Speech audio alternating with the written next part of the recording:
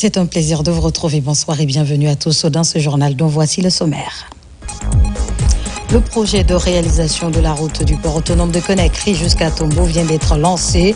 2300 mètres linéaires en 2x2 voies avec d'autres infrastructures pour moderniser la ville de Conakry à suivre dans ce journal. Et puis la Guinée vient de franchir une nouvelle étape dans la digitalisation de son écosystème financier avec le lancement de la plateforme Trésor Pay, une application de paiement électronique avec pour objectif de lutter contre la fraude.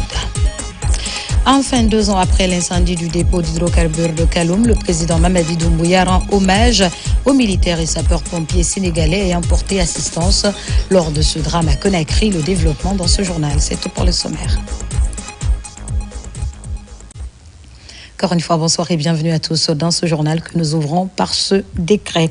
Décret des 2025-264 PRG SGG portant prorogation de l'âge de la retraite de certains magistrats. Le président de la République, vu la Constitution, vu la loi organique L54 CNT 2013 du 17 mai 2013 portant statut des magistrats, vu la loi organique L55 CNT 2013 du 17 mai 2013 portant organisation et fonctionnement du Conseil supérieur de la magistrature, vu la loi L 2018-25 AN du 3 juillet 2018 portant organisation générale de l'administration publique, vu la loi L 2015-19 AN du 13 août 2015 portant organisation judiciaire de la République de Guinée, vu le décret des 2023-83 PRG CNRD SGG du 22 mars 2023 portant attribution et organisation du ministère de la Justice et des Droits de l'Homme, après avis du Conseil supérieur de la magistrature, décrète article 1er. En application des dispositions de l'article 76 de la loi organique L54 CNT du 17 mai 2013 portant statut des magistrats et par dérogation à la limite d'âge prévue par l'article 92 de la loi organique précipitée, une prorogation de 6 mois allant du 1er janvier au 30 juin 2026 est accordée aux magistrats qui devaient faire valoir leurs droits à la retraite à compter du 31 décembre 2025. Article 2, le garde des Sceaux, ministre de la Justice et des Droits de l'Homme, est chargé de l'application du présent décret. Article 3, le présent décret qui prend effet à compter de la date de sa signature sera enregistré et publié au journal officiel de la République. Conakry le 22 décembre 2025, signé le président Mamadi Doumbouya.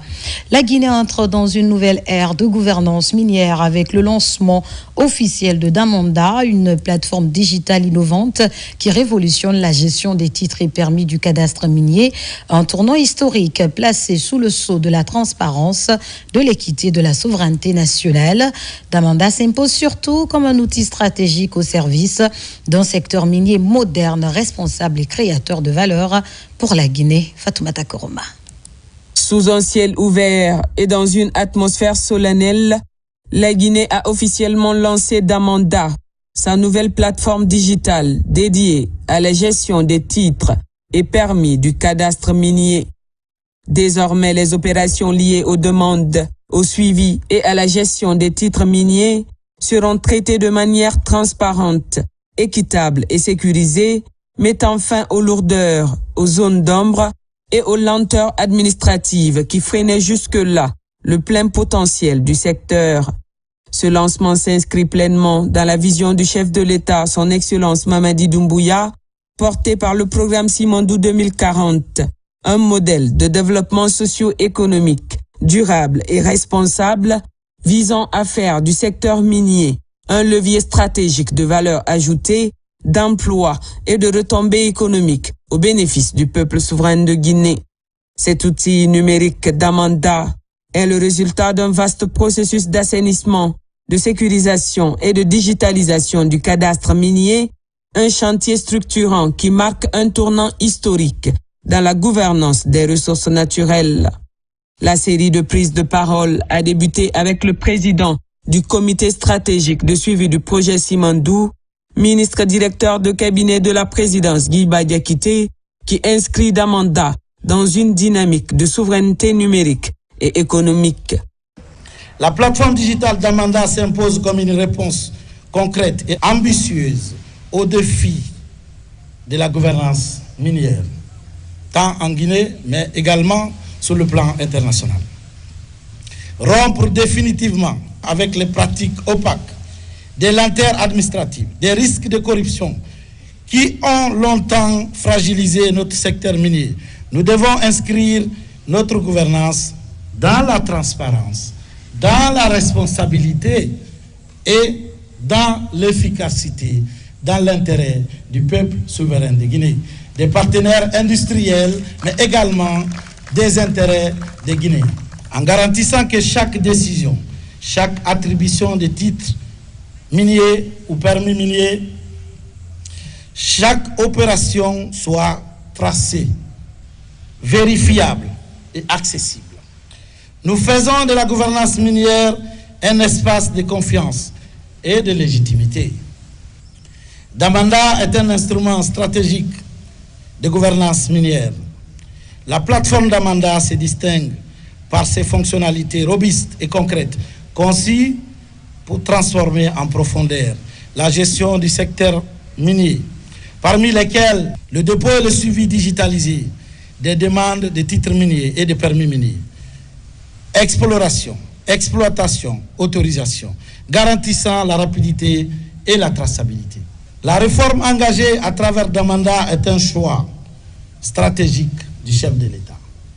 Elle démontre que la Guinée choisit la voie de la transparence, de la modernité et de la souveraineté minière. Utiliser le sous-sol, nos ressources naturelles comme levier stratégique de développement des secteurs clés de notre économie.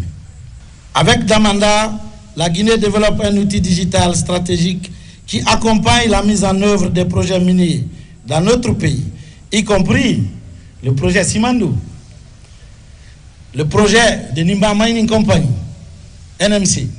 Damanda projette également la Guinée vers l'horizon Simandou 2040, symbole de notre ambition nationale. Après Télémo, un pélé signifiant la confiance, dédié à la gestion des marchés publics, Soneya Ansoussou, qui signifie facilité, chargé d'assurer le suivi en temps réel des dépenses budgétaires, Damanda, qui signifie carrière minière, vient confirmer cette volonté politique ferme de modernisation de l'État. Le choix du nom est en ligne avec notre grande ambition de la valorisation de notre culture, de nos langues, des valeurs de nos ancêtres. Au même titre que la plateforme Télémo pour la gestion des marchés publics en République de Guinée, qui signifie en langue pélé la confiance, la vérité. Ou encore la plateforme Soneya, qui signifie facilité en langue soussou, pour l'exécution du budget de l'État au niveau des services déconcentrés. Nous avons l'ambition d'éduquer nos enfants en ligne avec les valeurs de la République de Guinée. Permettez-moi de souligner que c'est sous l'autorité et l'impulsion de son Excellence, Monsieur le Président de la République, Mamadi Doumbouya, que nous franchissons aujourd'hui cette étape décisive dans la transformation de la gouvernance minière de la République de Guinée. Avec le lancement de la plateforme digitale Damanda, nous inscrivons notre action dans la continuité de la vision stratégique nationale en matière de gouvernance minière. Une gouvernance fondée sur la transparence, la responsabilité et l'efficacité avec une intelligence collective au service exclusif du peuple souverain de Guinée. Et en cohérence avec les ambitions du programme de développement socio-économique, durable et responsable, Simandou 2040. Puis le ministre des Mines et de la Géologie, Bounasila, a rappelé les immenses ressources naturelles dont regorge la Guinée, tout en soulignant la volonté du chef de l'État de les transformer en prospérité partagée au service du développement national. Aujourd'hui, encore, je dirais, nous écrivons une nouvelle page de l'histoire minière de notre pays. Le lancement de la plateforme digitale du cadastre minier d'Amanda n'est pas seulement un progrès technologique. C'est un acte politique fort, un symbole de notre volonté de bâtir une gouvernance minière moderne, transparente, au service du peuple de Guinée. La Guinée est dotée d'immenses ressources naturelles par la nature, je dirais par le bon Dieu. Avec plus de 40 milliards de tonnes de bauxite, 20 milliards de tonnes de minerais de fer, plus de 700 tonnes d'or, du diamant, des métaux de base, et j'en passe. Notre pays a l'obligation, pour ce faire, de transformer ce potentiel minéralogique, cette richesse, qui est souvent appelée scandale géologique, pour transformer ce scandale géologique qui était un scandale de la pauvreté en un scandale de la prospérité partagée, conformément au programme Simandou 2040, qui est le projet de société de Monsieur le Président de la République. La plateforme d'Amanda est la réponse à ces défis. Pour les investisseurs d'abord, 1. Il assure un accès équitable aux opportunités. 2. L'efficacité et rapidité de traitement des demandes. 3. Amélioration du climat des affaires. 4. Conformité avec les normes les plus élevées, notamment celles de l'ITIE, l'Initiative pour la transparence dans les industries extractives, l'IGF, l'Intergouvernemental Forum de l'OCDE, Organisation pour la coopération et le développement économique. Pour l'administration minière, 1. Il s'agira du renforcement de la redevabilité, de la gestion numérisée des titres, l'optimisation du suivi, la fluidité de prise de décision, la traçabilité des opérations administratives, la transparence dans l'octroi, le renouvellement et le retrait des titres miniers. Pour le ministre de l'Économie et des Finances, Mourana Souma, Damanda permettra d'améliorer substantiellement la mobilisation des recettes minières au profit de l'économie nationale. Damanda est une avancée importante qui va nous permettre, sur le leadership du président, M. Mamadi Doumbouya, de donner une autre dimension, évoluer à la gestion des titres et permis miniers. Une gestion aujourd'hui sans l'automatisation d'un cadastre très important n'en est pas une. Et la Guinée est aujourd'hui, on le sait, depuis un potentiel minier, il y a des bauxites, il y a le fer, il y a aussi d'autres ressources minières et qui doivent en tout cas permettre une gestion adaptée pour non seulement avoir l'impact en termes de revenus que l'État peut tirer, en termes de revenus que les collectivités doivent bénéficier et en termes aussi de développement d'un écosystème d'entreprises connexes qui vont ici communiquer aussi avec le monde minier. Du côté des entrepreneurs guinéens, l'enthousiasme est palpable. Ils saluent un outil innovant et salvateur qui leur offre enfin la possibilité de suivre en temps réel leurs demandes dans un cadre clair, sécurisé et équitable. C'est un soulagement pour les entrepreneurs aujourd'hui de pouvoir avoir une plateforme où ils sont libres d'aller soumissionner pour obtenir des permis et pouvoir suivre leurs procédures et savoir à chaque moment où se trouve leur dossier, à quel stade se trouve leur dossier. Et cette transparence aujourd'hui, c'est vraiment quelque chose de très bien pour les entrepreneurs. Et j'espère que à partir de maintenant, les entrepreneurs guinéens vont s'engager aussi, surtout à être des exploitants, pas que des sous-traitants, parce que justement aujourd'hui, l'État a fait en sorte que tous les Guinéens puissent aujourd'hui être protégés et qu'ils puissent être priorisés sur ce genre d'activité-là. Donc j'appellerai à tous les entrepreneurs guinéens, c'est seulement de s'engager beaucoup plus et d'être ceux qui saisissent ces opportunités-là dans notre pays. C'est une innovation et je pense que c'est un rôle réalisé du côté du gouvernement. Mais ce qui est à noter, c'est que c'est important pour nous en tant qu'entreprise parce que désormais, nous allons directement passer à cette plateforme pour demander notre besoin de permis minier et de suivre en temps réel où est-ce que se trouve l'évolution de l'approbation de nos permis miniers et quels sont les différents types de permis aussi avec le potentiel de ces permis que je pense avec le cadastre qui va nous montrer toutes ces informations. C'est salutaire et au-delà de tout ça, je pense que le gouvernement conduit par Monsieur le Président de la République est en train de montrer un visage de ce pays où désormais les entreprises, surtout locales que nous sommes, nous voyons cette visibilité parce que il faut le dire qu'il y avait un souci dans le cadre de visibilité en termes de l'évolution de l'acquisition de ces permis. On voit le changement qui est en train de pointer à l'horizon. J'ai été vraiment touché de l'audace, le courage et cette révolution qu'on avait besoin partout en Afrique. Et je vois aujourd'hui en Guinée, le président a pris le devant et le courage de pouvoir nettoyer ce cadastre afin de donner cette transparence, mais aussi le contrôle du pays sur ses ressources naturelles. Quand le ministre Djeba m'a parlé il y a 2 ans, je ne voyais pas comment il allait y arriver. Comme on le sait, les mines, il y a beaucoup d'intérêts qu'on voit, des intérêts qu'on ne voit pas, comme on a dit, les intérêts cachés. Et parfois c'est très difficile de créer cet ordre qu'on a besoin sur ça.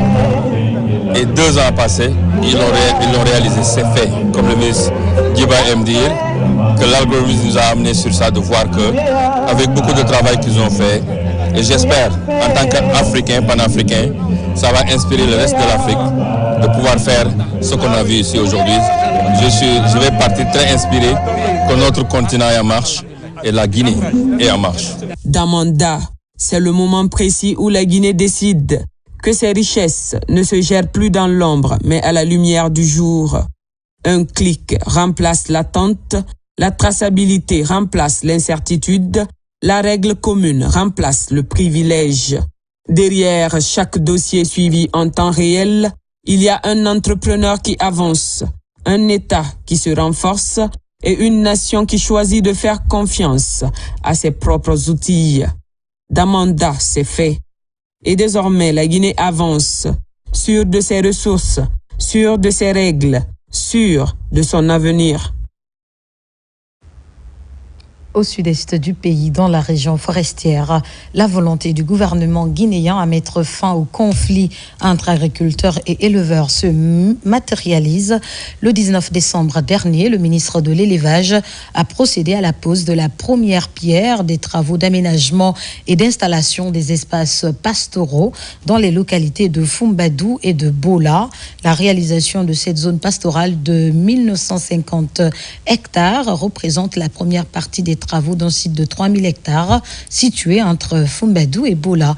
La cérémonie de lancement des travaux a été présidée par le ministre secrétaire général de la présidence de la République, adjudant-chef Aboubakar Kamano, correspondant de la presse militaire. Dans la région administrative des Erekore au sud-est du pays, les conflits entre agriculteurs et éleveurs sont récurrents et rendent difficile leur cohabitation. Préoccupé par cette problématique, le gouvernement guinéen s'active et apporte des solutions adéquates à la situation. Conformément aux recommandations du président de la République, M. Mamadi Doumbouya, le ministère de l'Élevage, sous le leadership du ministre Félix Lama, lance les travaux d'aménagement et d'installation de 1950 hectares des espaces pastoraux dans les zones de conflit entre agriculteurs et éleveurs. Cette première zone de pâturage moderne est située à cheval entre Fumbadou dans la préfecture de Lola et Bola dans la préfecture de Beila. Il y a plus d'une vingtaine d'années, les populations vivent dans une instabilité sociale à cause des conflits éleveurs-agriculteurs. Une cohabitation malheureuse qui a obstrué le climat social de nos collectivités. L'occasion m'est heureuse, sous l'initiative du président de la République, son Excellence Mamadi Doumbouya, à travers le ministère de l'Élevage, que des années de souffrance et d'instabilité seront un mauvais souvenir. Aujourd'hui, j'ose vous dire oui, que nous, en tant que représentants des collectivités, avons manque de mots pour remercier et féliciter le chef de l'État pour la construction de cette infrastructure. Le projet qui sera lancé aujourd'hui couvre dans sa première phase 1950 hectares, qui se trouve à cheval entre la sous-préfecture de Fombado et la sous-préfecture de Bola. Il comprend notamment des pâturages améliorés et balisés, des points d'eau pastoraux modernes, des parcours transmiance clairement délimités, des aires de repos et de regroupement du bétail, des infrastructures sanitaires modernes pour le bétail et des mesures de protection environnementale. Nous tenons à réitérer nos sincères remerciements à son Excellence le Président de la République ainsi qu'au ministre de l'Élevage pour la confiance accordée à MC Group. Présidé par le ministre secrétaire général de la présidence de la République, le général Amara Kamara, la cérémonie de la pose de la première pierre de ce vaste chantier a été une aubaine mise à profit par les autorités et les responsables des deux entités d'exprimer leur joie en ce qui concerne non seulement la réalisation de cette infrastructure pastorale, mais aussi pour l'ensemble des efforts consentis par le chef de l'État, son Excellence Mamadi Doumbouya, dans l'accomplissement de sa noble et exaltante mission. La zone de pâturage, dont la première pierre est posée aujourd'hui ici, à Fombadou, dans la préfecture de Lola, sur une superficie de 1950 hectares, constitue bien plus qu'un simple projet d'infrastructure pastorale. Elle est un symbole fort d'espoir, de progrès et de réconciliation. Au-delà de son impact économique, cette zone de pâturage représente un véritable levier de paix sociale. Elle contribuera à réduire significativement les conflits récurrents entre agriculteurs et éleveurs, à renforcer la cohabitation pacifique et à promouvoir la cohésion communautaire dans nos localités rurales. Cet événement marque une étape importante dans notre engagement collectif en faveur du développement durable, de l'élevage, de la préservation de nos ressources naturelles et du renforcement de la cohésion sociale dans la région administrative de Zérékori. L'élevage constitue un pilier essentiel de l'économie locale et nationale. Il contribue à la sécurité alimentaire, à la création d'emplois et à l'amélioration des revenus des ménages. Cependant, nous sommes tous conscients des défis auxquels ce secteur est confronté, notamment la pression foncière, la dégradation des pâturages et les conflits récurrents entre agriculteurs et éleveurs. Soucieux de la cohésion sociale et du vivre ensemble, le président de la République, M. Mamadi Doumbouya, à travers le gouvernement guinéen, ne lésine pas sur les moyens pour garantir et préserver la paix et la quiétude sociale, gage d'un développement durable et d'un lendemain meilleur. Je vous remercie pour votre disponibilité et surtout pour votre engagement constant en faveur de la paix et de la cohésion sociale ainsi que du vivre ensemble. Nous saluons tout particulièrement les populations des villages de Kabayandou, de Vagbanata, de Saoulo, de Collier-Oumont et de Diakorodou Tininka, qui ont fait preuve d'un sens élevé de responsabilité citoyenne et de patriotisme en mettant à la disposition de l'État un vaste domaine de 3000 hectares nécessaires à l'aménagement des espaces pastoraux. Votre adhésion volontaire, votre compréhension et votre esprit de dialogue constituent un socle indispensable à la réussite des actions engagées et un exemple éloquent de contribution communautaire au développement durable et à la paix sociale. Nous voudrions également adresser nos sincères remerciements, un remerciement respectueux et notre profonde gratitude à son Excellence, Monsieur le Président de la République, chef de l'État, Monsieur Mamadi Doumbouya, dont la vision éclairée, le leadership affirmé et l'engagement constant en faveur de la paix sociale, de la souveraineté alimentaire et du développement rural inclusif rendent possible ces réformes structurantes au bénéfice des populations guinéennes. Le chef de l'État nous charge de vous dire aujourd'hui, à nos pères, à nos mères, que leur cri de cœur a été entendu. Il y a quelque temps, les populations souffraient ici. Et ça ne date pas du 5 septembre, c'est bien avant. Des années bien avant. Des cultures ont été dévastées. Des bétails ont été perdus. Il y a eu des pertes en vies humaines. Mais ce message, quand ça a été porté au président Mamadi Doumbouya, il a entendu. Il a entendu et a décidé, à cette date mémorable, d'apporter une réponse pratique. C'est ça l'homme du 5 septembre. Être au plus près de ces populations, écouter leurs préoccupations et apporter des solutions. C'est ce qui nous rassemble ici. On est là pour marquer la pose de la première pierre de 1950 hectares, qui est une étape extensible à 3000 hectares très bientôt.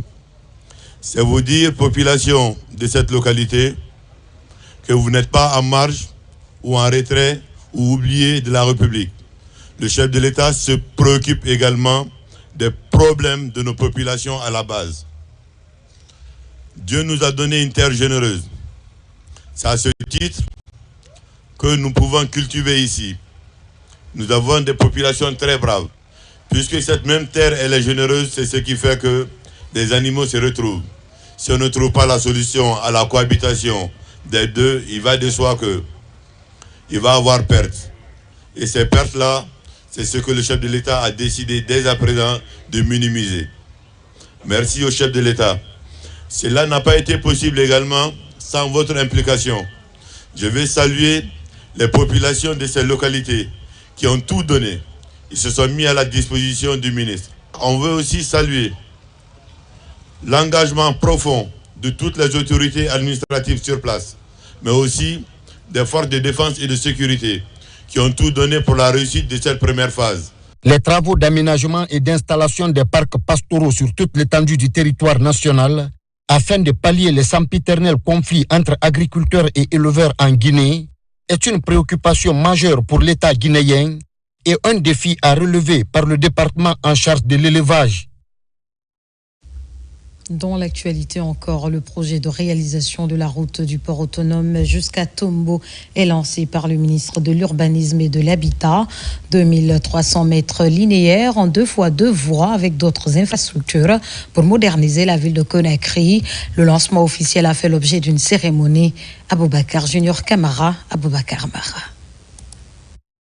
Le projet de construction et d'aménagement en 2x2 voies, l'avenue du port jusqu'à Tombo, est lancé ce lundi par le ministre de l'Urbanisme, de l'Habitat, de l'Aménagement du territoire chargé de la récupération des domaines spoliés de l'État. Un projet innovant qui tient compte de plusieurs projets annexes, notamment les cafétérias, les parkings modernes et autres embellissements de la ville. Ce n'est pas seulement un projet de construction de routes, mais c'est également un projet de construction de d'autres infrastructures connexes. Et vous aurez plus de 1000 mètres carrés d'aires de jeu pour les enfants, plus de 5000 mètres carrés des zones aménagées pour les PME qui sont dans la restauration, et plus de 3800 mètres carrés aménagés pour les parkings, pour qui connaît un peu les questions de stationnement dans le centre administratif de Kaloum.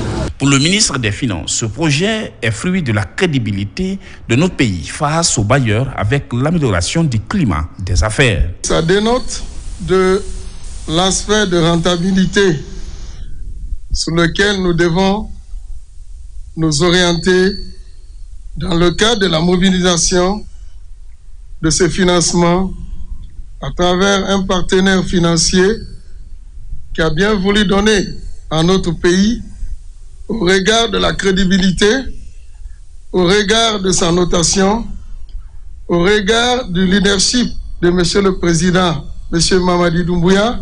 Le groupe Guicopress BTP réalise les travaux avec une rigueur absolue sur les caractéristiques et le délai contractuel. Je prends ici, devant vous, devant le gouvernement et devant les citoyens, un engagement clair et solennel. Les travaux seront exécutés avec diligence, rigueur technique, respect strict des normes de qualité, de sécurité et des délais contractuels, afin de livrer à la Guinée une autoroute urbaine moderne, durable et sécurisée. Nos équipements sont mobilisés nos moyens techniques sont déployés et une coordination étroite sera rassurée avec les services de l'État pour garantir la bonne exécution du chantier. Ce projet est un programme pilote de réalisation de plusieurs infrastructures de développement dans le programme Simandou 2040. Je vous le disais au sommaire, la Guinée vient de franchir une nouvelle étape dans la digitalisation de son écosystème financier. Le ministère de l'Économie et des Finances, à travers la Direction générale du Trésor et de la comptabilité publique, a dans la matinée de ce lundi procédé au lancement de la plateforme Trésor Pay, une application de paiement électronique avec pour objectif de lutter contre la fraude, de renforcer la transparence et de garantir une gestion saine des finances publiques. C'est un reportage de Mamadi Gassama. C'est l'aboutissement de 3 années de dur labeur. Trésor Pay, une nouvelle plateforme de paiement centralisée, sécurisée et numérisée, conçue pour moderniser l'administration publique et améliorer la traçabilité des recettes de l'État. Grâce à cette application, les paiements effectués au profit du Trésor public pourront être suivis en temps réel, réduisant ainsi les risques de détournement et de fraude. En plus des circuits classiques de règlement des droits, le Trésor offre une solution digitale pour faciliter à l'usager la possibilité, de façon simple, sécurisée et instantanée, d'effectuer le paiement des redevances et autres frais administratifs dus à l'État. Dans un pays où le taux d'inclusion financière demeure encore faible, Trésor Pay se présente comme une solution innovante. Elle vise à rapprocher l'administration des contribuables à travers l'accès aux services publics et simplifie également les procédures de paiement. Pour nous, acteurs de l'écosystème financier numérique, Trésor Pay représente un levier majeur. Nous invitons tous les citoyens et les entreprises à s'approprier cet outil du progrès. Le lancement de cette application traduit la volonté des autorités à bâtir un système financier plus transparent, plus fiable et plus sécurisé au service d'une économie nationale forte. Ça veut dire c'est une révolution d'ensemble et qui va impacter et le mécanisme de collecte qui va impacter également la quantité ou la masse de recettes à collecter. Cela est très important. Je fais juste un parallèle avec la Côte d'Ivoire. La Côte d'Ivoire a eu en 2 ans à peu près 10% de ce qu'ils avaient, 2 ans en arrière. Donc, ça veut dire que nous nous attendons à avoir un niveau d'encaissement de recettes sécurisé, protégé et qui vont tomber dans les caisses de l'État. Avec Trésor Pay, la Guinée entend accélérer sa transition numérique et renforcer la confiance entre État et citoyens dans un contexte marqué par des réformes structurelles. Troisième grand titre de cette édition, 2 ans après l'incendie du dépôt d'hydrocarbures de Kaloum. La solidarité sénégalaise reste gravée dans les mémoires. Le président Mamadi Doumbouya a rendu un hommage solennel aux militaires et sapeurs-pompiers sénégalais ayant porté assistance lors de ce drame. Cette cérémonie marquée par la reconnaissance et la fraternité entre nos 2 nations est conduite par l'ambassadeur de Guinée au Sénégal, Makemed Ozo. L'ambassadeur de la République de Guinée au Sénégal, Mandjou Djoubaté, est porteur d'une mission officielle. Le diplomate guinéen a été reçu dans un cadre solennel par le général des armées sénégalaises Mbaye Cissé à l'état-major général des armées. Cette rencontre a donné lieu à une cérémonie de décoration organisée à l'initiative du président de la République de Guinée, Mamadi Doumbouya. À cette occasion, une vingtaine de militaires des forces armées sénégalaises et de la Brigade nationale des sapeurs-pompiers ont été honorés.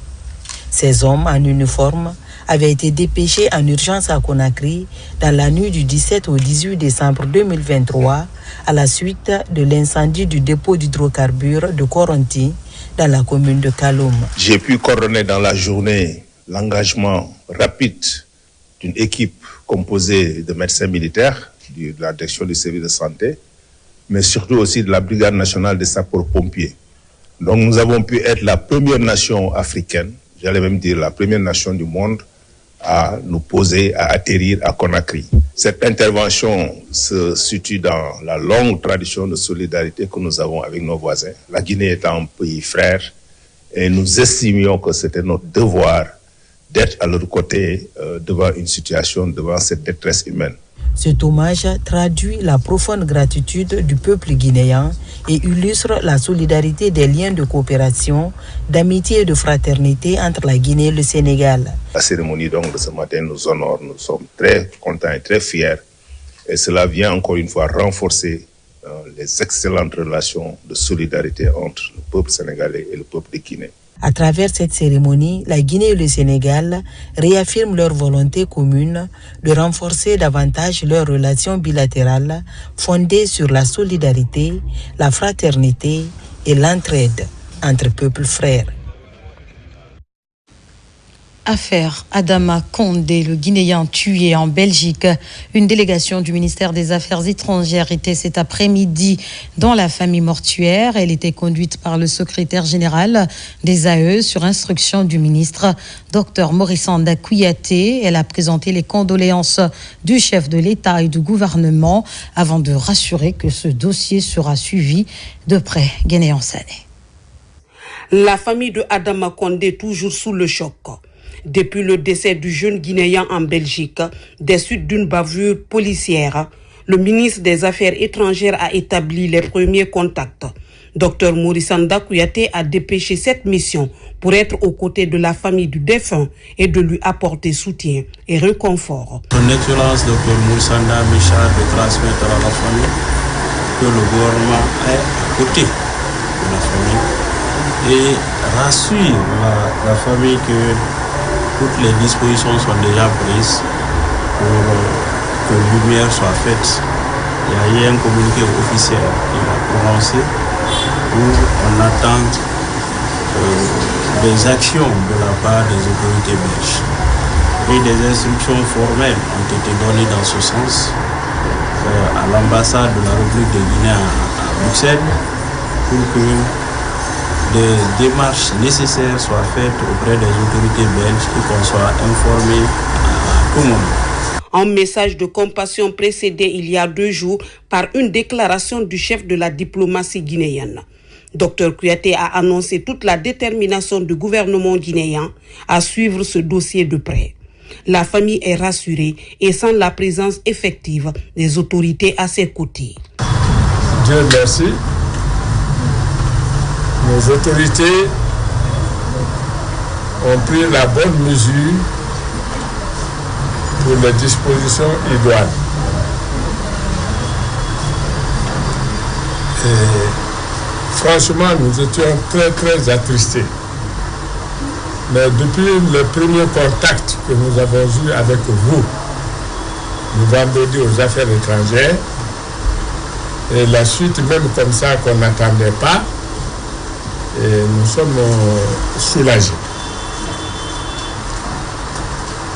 Quand une douleur est partagée, elle se ressent moins. Âgé de 34 ans, notre compatriote Adama Condé a reçu 3 balles lors d'une interpellation de la police à Namoro. Une situation aussitôt condamnée par le ministre des Affaires étrangères. Et pour finir, à Sandiana, dans Kouroussa, la mosquée Mamadi Doumbouya ouvre ses portes pour répondre aux attentes de la communauté musulmane. Son inauguration a mobilisé des membres du gouvernement pour porter la voix du chef de l'État. Le premier sermon a évoqué les avantages de la cohabitation pacifique et le vivre ensemble. Diamant Kabar, compte rendu. Un jour, pas comme les autres à Sandiana, une commune rurale de Kouroussa. Baptisée Mosquée Mamadi Doumbouya, cette maison de Dieu ouvre ses portes pour le bien de la communauté musulmane. Avec cette infrastructure imposante, au cœur de la sous-préfecture de Sandiana, tous les paramètres sont pris en compte. Capacité d'accueil, plus de 1000 places pour assurer les grandes retrouvailles religieuses. C'est une œuvre d'un fils du terroir qui milite pour le progrès de l'islam. Cette rénovation a été porté par un digne fils du village, en la personne de Dialabassori Kamara, qui a été soutenu de bout en bout par le président de la République, Mamadi Doumbouya. Donc ça, la réalisation de ce travail n'est pas à la portée de tout le monde. Donc il faut des esprits comme ceux de Mamadi Doumbouya, alors pour honorer les populations musulmanes de Sandiana en particulier et des musulmans de Guinée en général. J'ai trouvé que le bâtiment était en villa, fait la fondation remontée, j'ai fait la dalle pour que les femmes soient en haut et puis en bas, les hommes restent là. Je n'ai pas fait tomber tout le bâtiment, mais j'ai apporté beaucoup de modifications sur le bâtiment. En ce vendredi saint, le premier sermon est tenu par le ministre, secrétaire général des Affaires religieuses, pour ouvrir la page de la bonne cohabitation pacifique pour que règne la stabilité avant, pendant et après la présidentielle du 28 décembre 2025. Je suis venu au nom de son Excellence, Monsieur le Président de la République, le chef de l'État, Excellence Mamadi Doumbouya. Il m'a chargé de venir participer à l'inauguration de cette grande mosquée bâtie et réalisée par la vaillante population de Sandiana. Je vais venir exprimer ce mot de remerciement et cette satisfaction. Aussi, j'ai profité de l'occasion d'appeler tout le peuple de Guinée à cultiver la paix, du rassemblement, de vivre ensemble. Pour avoir mis en service cette nouvelle mosquée qui accroît significativement le nombre d'édifices religieux à la portée de la communauté musulmane de Kouroussa, l'actuel directeur national de la police est à l'honneur pour son engagement patriotique. À la fin de la prière, des bénédictions sont formulées pour le progrès du pays et la réussite du projet d'émergence de la Guinée, défendu à plus d'un titre par le président de la République, Mamadi Doumbouya. À présent, ce communiqué de la Caisse nationale de sécurité sociale, la Caisse nationale de sécurité sociale, la CNSS, porte à la connaissance de l'ensemble de ses pensionnés que le versement des pensions de retraite et de réversion au titre de l'échéance de janvier 2026 sera anticipé au mardi 23 décembre 2025. À cet effet, tous les bénéficiaires percevront le montant de leur pension dès le mardi 23 décembre 2025 à partir de 8 heures à travers les moyens de perception habituels, à savoir le virement bancaire, la téléphonie mobile. Cette mesure vise à permettre aux pensionnés de disposer de leur pension sociale à l'approche des fêtes de fin d'année. Les équipes de la Caisse nationale de sécurité sociale demeurent pleinement mobilisées et restent disponibles pour toute information complémentaire. La Caisse nationale de sécurité sociale invite par ailleurs les pensionnés à accorder une attention particulière à la présente information. Conakry le 22 décembre 2025, signé Bakary Silla, le directeur général. C'est la fin de ce journal. Merci de votre fidélité à l'RTG. L'actualité se poursuit sur nos antennes. Guinée, notre paradis, terre de richesse, d'opportunités et d'innovation. Bonsoir.